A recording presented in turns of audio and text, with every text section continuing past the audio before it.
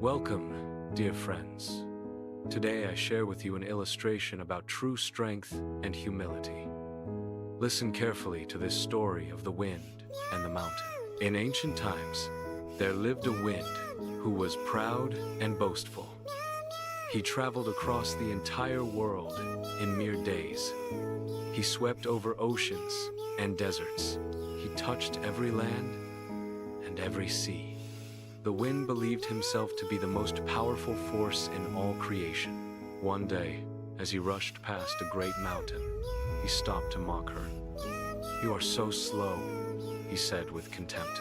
"You have stood in the same place for thousands of years. You never move. You never travel. You know nothing of the world beyond your peaks. I have seen everything. I have been everywhere. I am swift and mighty, while you are dull and motionless." The mountain listened in silence. Her ancient face showed no anger or frustration. She simply smiled with deep peace. "Dear wind," she replied gently, "you speak of speed and movement as if they were the greatest virtues.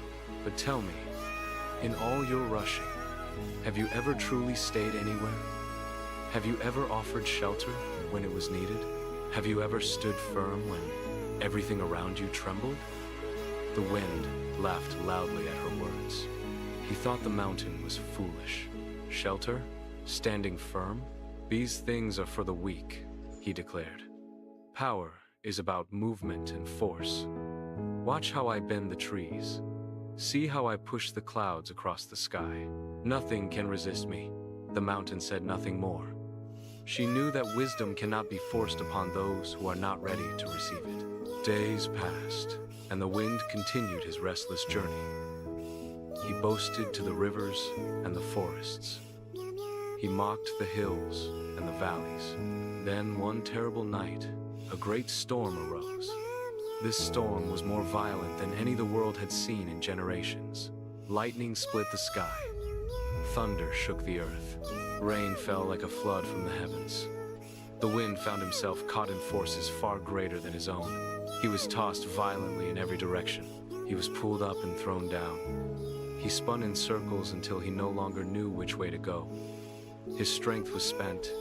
His pride was broken. He cried out in fear and exhaustion. Meanwhile, the mountain stood exactly where she had always stood. The storm raged around her, but she did not move. Small animals rushed to hide in her caves. Birds took shelter in her crevices. Trees on her slopes bent, but did not break because her soil held them firm. She protected every creature that came to her. She asked nothing in return.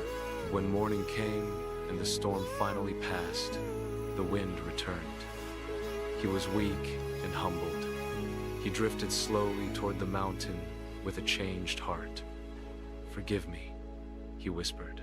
"I thought strength was about how fast I could move and how much noise I could make. I believed power meant forcing my will upon everything in my path. But when the real test came, I had nothing to hold on to. I was helpless. You stood firm when I could not. You gave shelter when I could only bring chaos. I see now that I was wrong about everything." The mountain smiled with compassion. She bore no grudge against the wind. "Dear wind," she said kindly, "your speed is a gift. Your ability to touch distant places is valuable.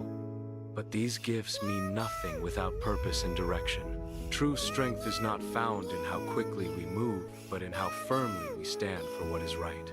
It is not measured by the noise we make, but by the quiet good we do for others. The greatest power in all the world is the power to serve, to endure, and to remain faithful even when storms come."